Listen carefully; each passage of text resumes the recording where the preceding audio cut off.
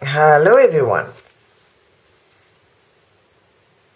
First I'll introduce myself. I'm known in Flemish as Knitting Mama Mousie. I've been going strong for about 3 years in Flemish, which is my mother tongue. But at home we speak more English than Flemish. So I decided to give it a go in English as well. I've been knitting since I was about 7. That's over half a century ago. So I want to pass on my knowledge of what I've learned over all those years. But I want to teach you how to knit from scratch. So we're going to start today with the cast on and the garter stitch. I've got my needles. I use short needles because most knitters put their needles under their arms, so I've got the intention to put them under my arms if I use long needles. So I use sock needles instead. Okay, we're going to start our cast on. I've taught a lot of people how to knit, and usually by the evening they're knitting a shawl or a scarf. Okay, we put our thread, our yarn, over our finger, index finger. We put our needle behind the back. We put our yarn over our needle and we pull it tight. Okay, so we put our finger under the yarn. We hook, so to speak, the back yarn to the front. We turn our yarn around our needle and we cast on another stitch. So I'll show you very slowly.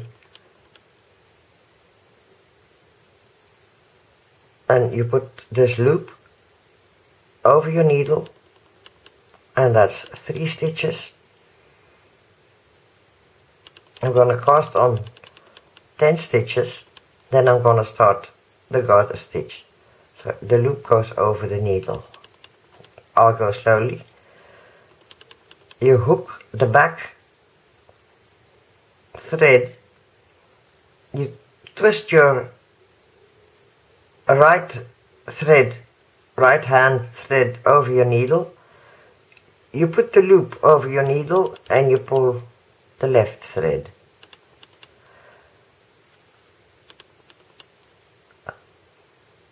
You can put the loop over by hand at first, but eventually when you get a bit of practice, you don't need to do that anymore. You just go like I do, like this. In a way, I still pull that loop over my needle.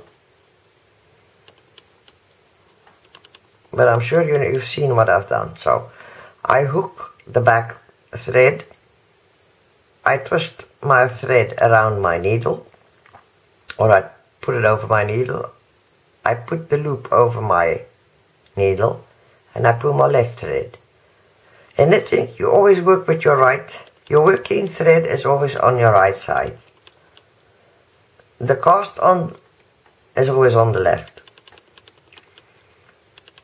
Just so that you wouldn't be knitting or casting on with the wrong thread and have to start all over again. Okay, let's see how many stitches we've got. 2, 4, 6, 8, 10. I've got 12 stitches, that'll do. Okay, now we're gonna do the garter stitch, but in a way the garter stitch is just plain knit every row. Normally we go a row of knit, a row purl, a row knit, a row purl, a row purl.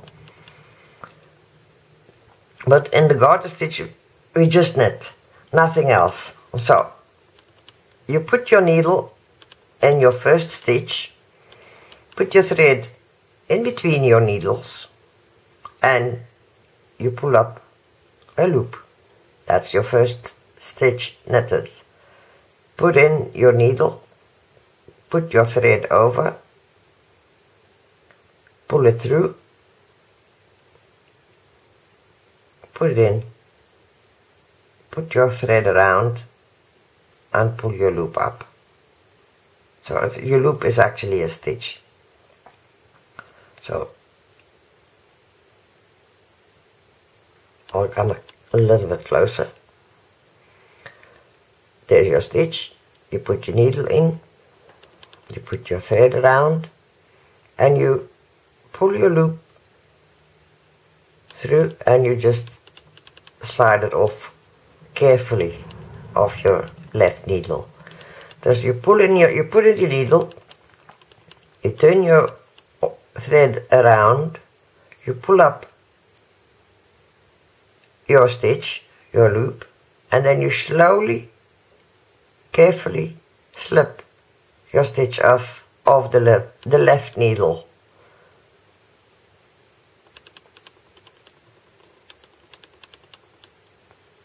I'm sure you can see pretty well what I'm doing.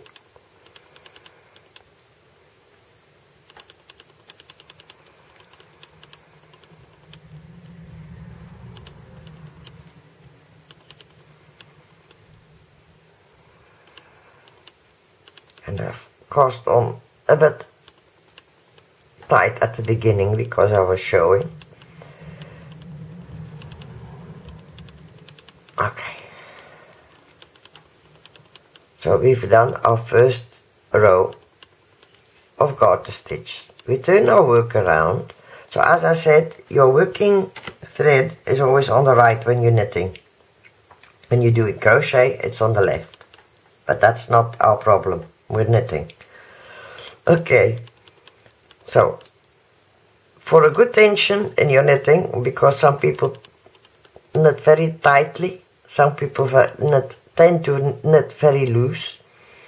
If you want to keep an even tension, you put your pinky under the working thread and turn it around like you've got a loop around your pinky, and then you put your thread over your index finger. And sorry about my nails, I've been making bread this morning, so the dough is still there.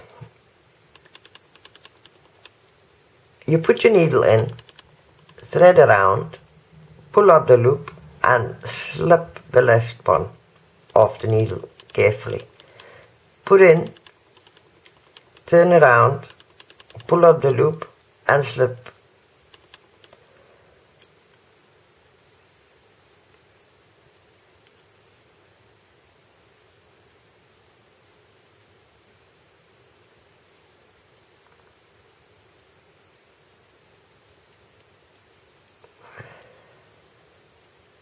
And as we go along, I'll teach you how to increase, decrease, make stuff, small projects, bigger projects.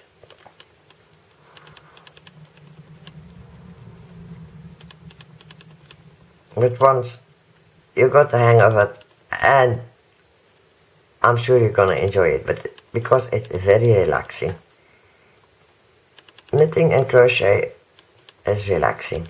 So now we've got 2 rows, but we've only got 1 rib. But when you're starting your project, you do good to get a row counter. I'll show you one in one of my next videos. You don't need it just now. When you're knitting, and in certain patterns it says knit 10 rows in garter stitch, and then change to purl, just to say something, and do 5 rows of that. Then you can, with your row counter, you can actually keep track of how many rows you do, and you don't have to keep counting all the time. It's just a handy gadget, and you've got different types. So you put your needle in, thread around, pull up a loop and slip it off.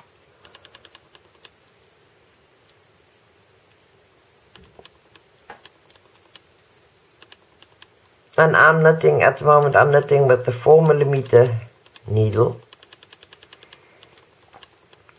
And I'm knitting the English way. We've got the continental way as well, but that's for later.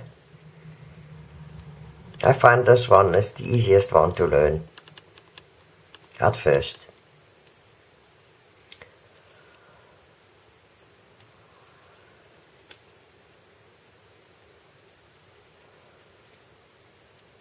And if you succeed in learning to knit this way, please give me a thumbs up or leave a comment. I like to know how people get on, because I enjoy it when people learn something from me. I like to help. And I'm just knitting along slowly so you can see.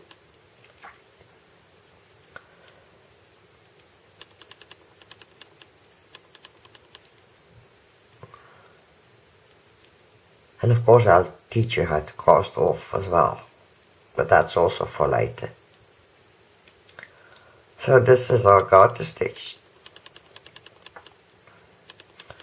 Like you see, we've done 4 rows now, but we've only got 2 ribs.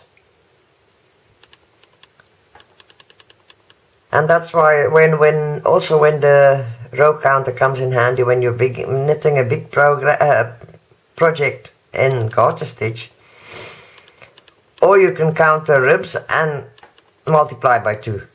Same thing. But okay, I'm gonna leave you so you can practice, and as I said, please let me know if you succeed or not. If not, keep trying. It's a nice hobby and you can make a lot of nice stuff.